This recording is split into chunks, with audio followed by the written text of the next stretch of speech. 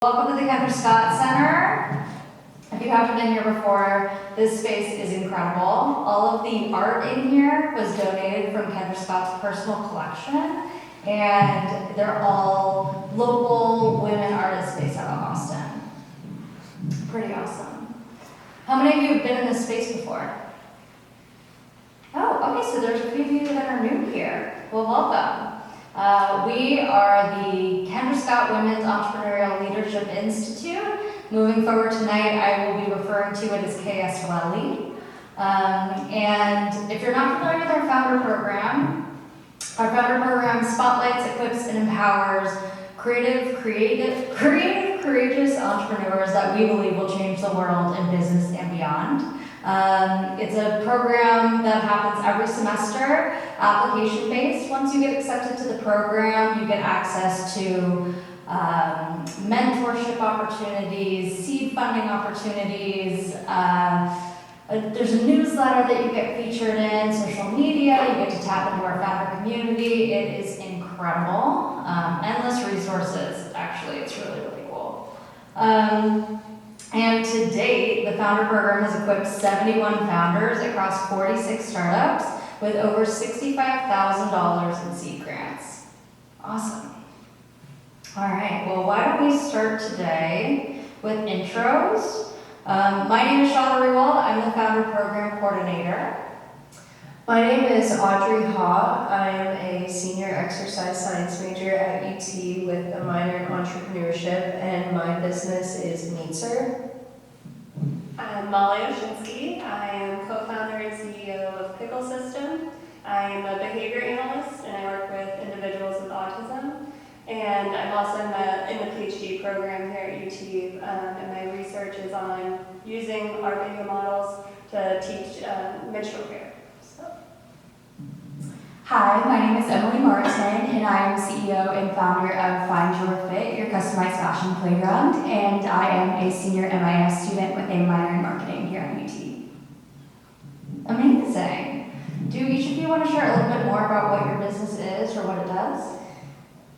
Yeah, so my business Meetser is for brisket lovers. It's essentially an attachment that magnetically attaches to the top of the hood of a smoker, and it automates the spritzing process of barbecue making. So my company, Pickle System, we create evidence-based animated video models to teach a large variety of daily living skills. We have menstrual care, we have showering, we have washing dishes, all the things that individuals with disabilities may need help learning. And we also have visual aids on there that are printable and data collection, and we hope to expand that to more functions soon. Yeah, so FoundHER, we're actually a fashion styling service platform with social media integration built directly into it, and how we differ from every other service available on the market is we have an extremely curated style quiz, and we actually match the individuals on the platform to stylists similar to a dating platform, and that is how we got our start. We saw the similarity between styling and dating. I love that so much. I don't think I've heard that yet. So cool.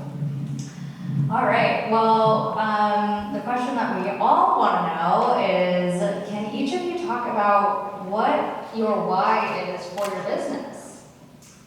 Yeah, so I think my why is that I always love a good challenge. I grew up playing ice hockey for 11 years, and 3 of those years unconventionally were on an all-men's hockey team. And granted, it was a little daunting at first, but I think I found when I put myself in these uncomfortable situations where I'm challenging myself to learn more, take on new opportunities, I can really kind of grow and learn more about myself. And I found that when I was working on this project, it was pushing me to do exactly that. And I feel like I've really just been able to grow academically, professionally, and just develop more as a person.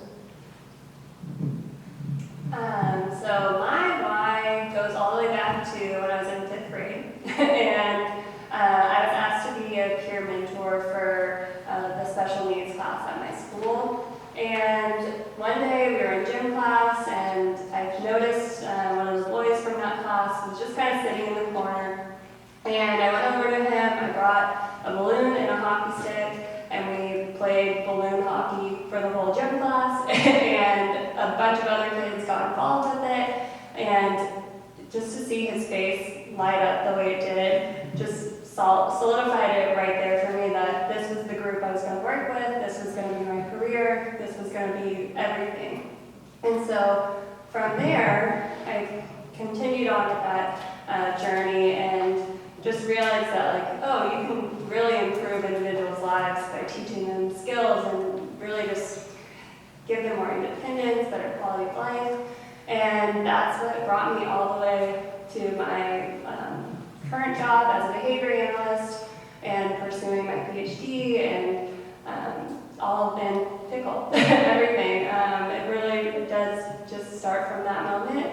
And as a behavior analyst, in my first year, I was asked to teach tons of different skills, like peeing standing up, for instance, and obviously no experience with that, and no idea where to even start to teach that. And so I was asking my guide friends, I'm can you tell me how you do this? And it was very uncomfortable, and I looked to the research. There was nothing out there to help me teach these kids some of these skills that were so intimate.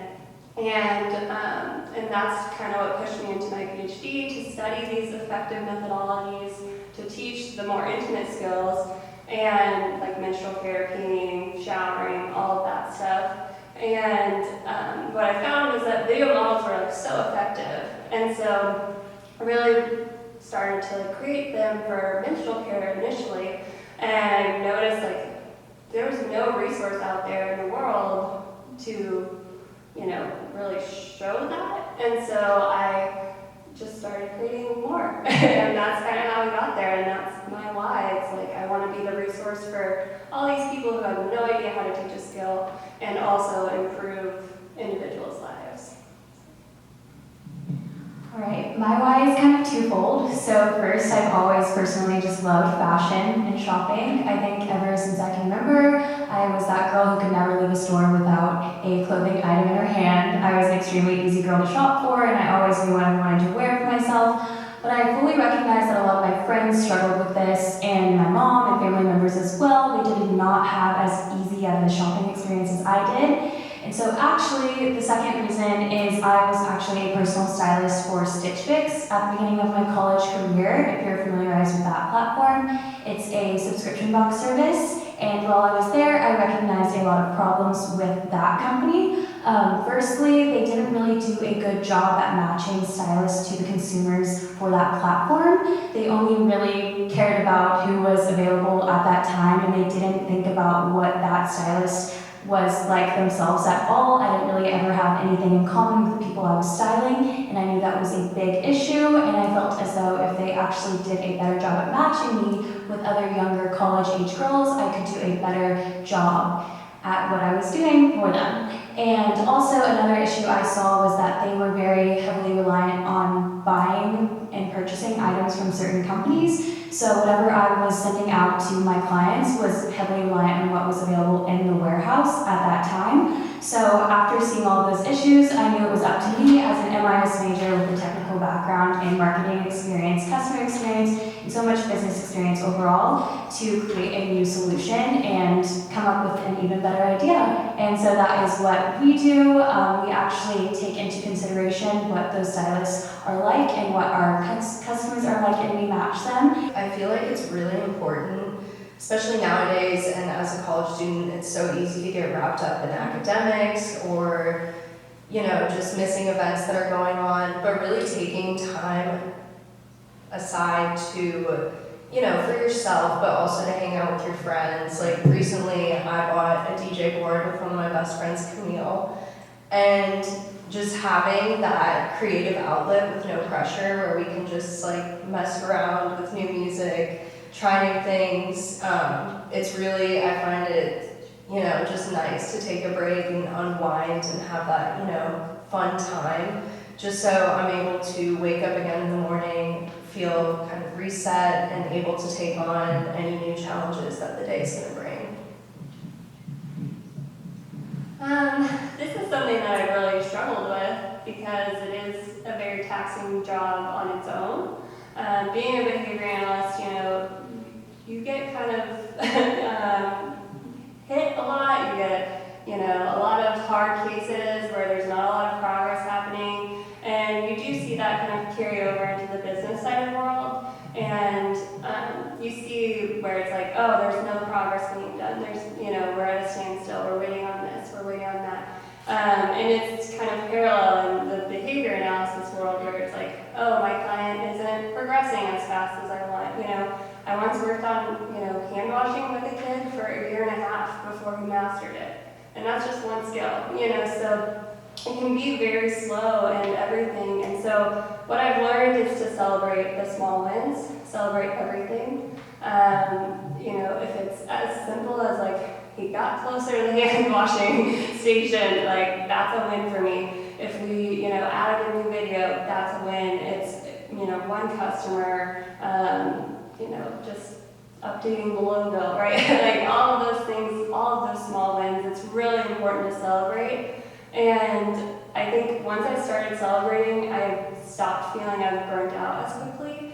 And I think once it's celebrating, it's also feeling grateful that like you did something, you accomplished even the smallest of tasks. And that's really helped me with burnout.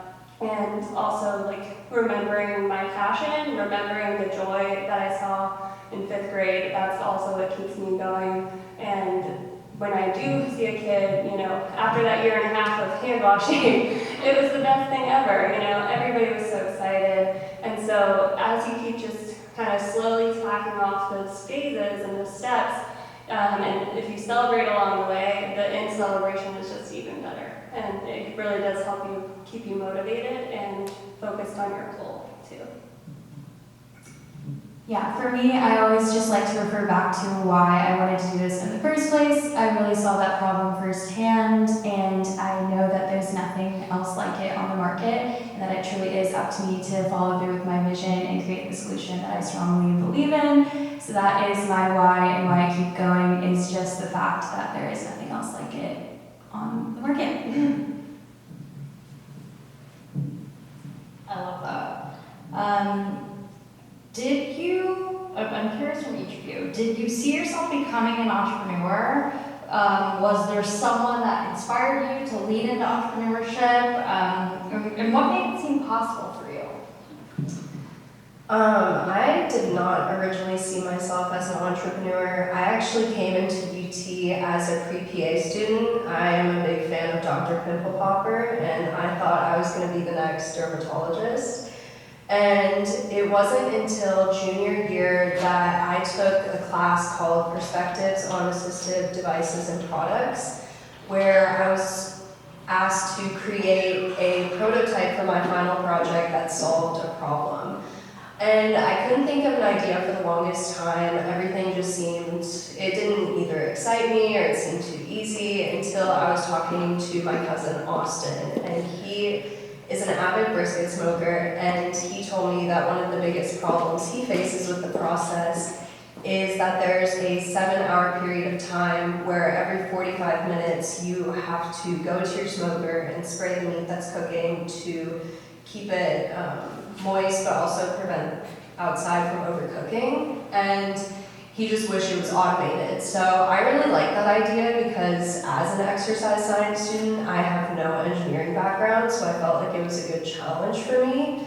And so I started out with just basic sketches of the idea, and then I ended up utilizing resources at UT, like Texas Invention Works, to really bring my idea to life. And I was forced to learn how to 3D print, how to laser cut, how to code, all these things I was unfamiliar with.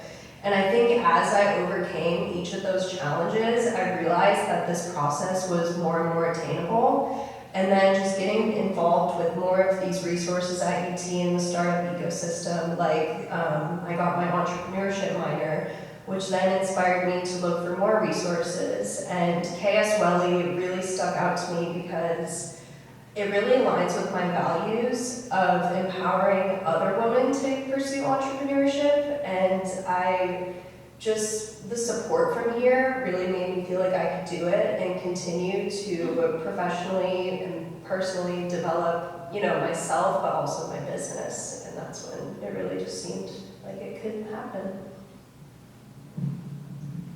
Yeah, so for me, my dad always said, you need to go into business, probably since I was in high school. And I was like, no, I'm going to help people, stop. And I was adamant all throughout my undergrad, everything. I was like, no, I'm not going into business. My mission is I'm helping people, that's it. And at the point in my career where I was like, there's not many resources out here, that was where I was like, okay, let me go find resources.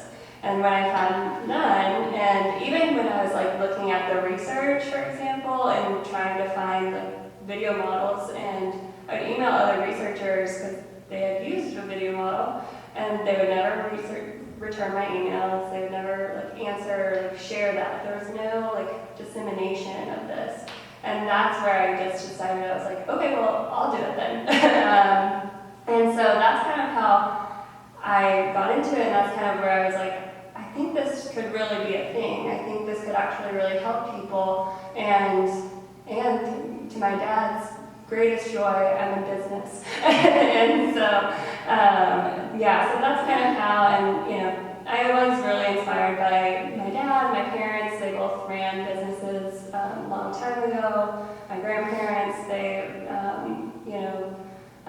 run an air conditioning business, and I should have probably known that this was in the in the line for me, but I was so adamant against it. But it has just kind of fallen into place now. And I am also very appreciative of WELI because it's really cool to have this opportunity to speak to all of you and share something that's so important to me and to others in this community and other potential entrepreneurs that may be very adamant that they will not do this.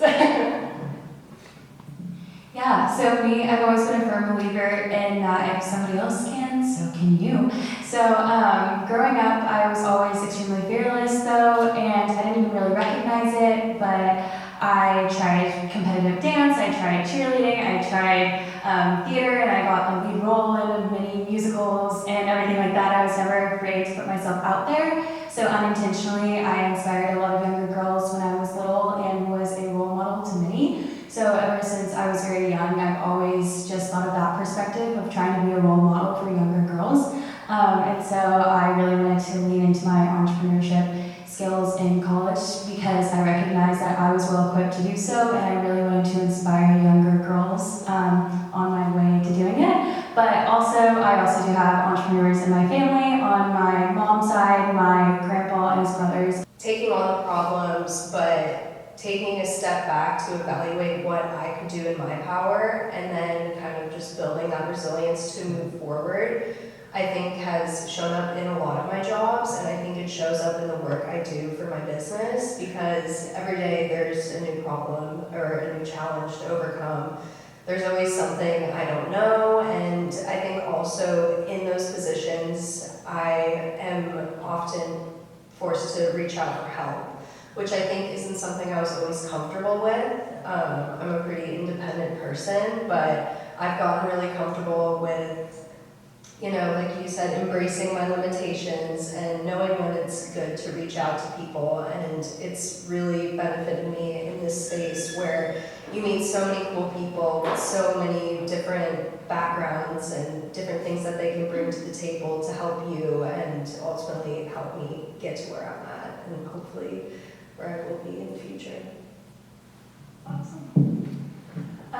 For me, since I've kind of been on the same road for a long time, but one of my favorite things and what I did in undergrad was I played competitive volleyball, and I also coached volleyball once I was out of school, and that has really impacted the business side of things and also just who I am, because I'm an extreme competitor and I really like a challenge. I really want to push everything, to my full potential and push others to their full potential. As a coach, I think I developed quite a bit of like leadership skills where I was leading these, little girls to grow their skills and develop all of these character traits that were like a good sport and a good teammate. And I think that's kind of carried over into the business side where you are basically teammates with your co-founders, with your employees, if you ever have them. So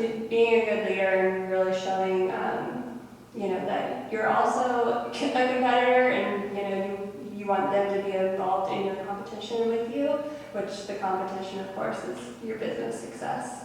And I think that's really pushed me to pursue the business side of behavior analysis and creating Pickle is because I want to compete and be the best. So I want to be the best resource and all of that too. So that's helped. Yeah, so I have a quick little story about how everything happens for a reason.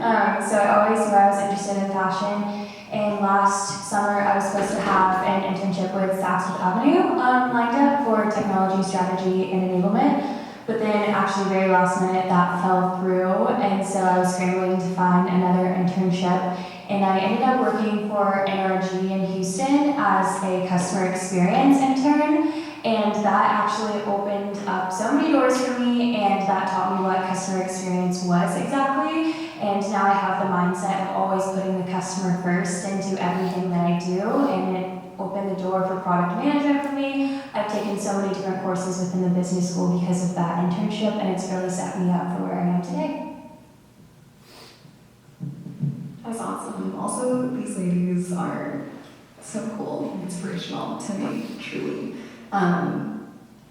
I think, so I went to UT, graduated with a degree in marketing, and that's huge for obvious reasons when we're a pretty social media centric brand in terms of our marketing strategy. Our main channel that we use is Instagram, so that's a very practical way that experience in my current 9 to 5 is in digital marketing and content marketing.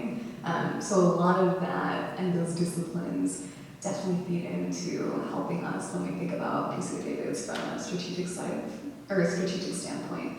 But I love how a lot of what these queens were saying was talking about how not just from a career role, but more of activities like a team. That's so cool. I wish I was athletic. But that's huge because for me, growing up, something that I feel like I've always been just very ambitious, and I love creating things, whether that's like a watercolor painting that maybe shouldn't exist because maybe it shouldn't be even classified as a good painting, to creating a club when I was in high school that was focused on the water crisis, which is now one of the nonprofits that we donate to on a regular basis. All of those experiences and that idea, everything happens for a reason, it's so true because every single one of those experiences has grown me in different ways. For example, leadership or wanting to be servant-hearted as an entrepreneur because of my passion for giving back to even just, again, something very tactical like social media marketing. All of these tools that come together over the course of your lifetime are huge in honing you in to be this unique, one-of-a-kind person that has very special things to bring to the table. And it's been huge for us, and for whatever y'all embark on, trust that even the most random thing that you're in, for me, again, Dancers Workshop as a 5-year-old, I don't know what that helped me in yet, but maybe 6 years down the line, it'll become clear. So truly, everything is purposeful if you open yourself up to it. I agree. It's so funny how sometimes those things come full circle. All right, well, we have one last question, and then we're going to open it up to the audience for Q&A. But do you have a word of advice that you would share for anyone in this room that's looking to launch a business out of their passions?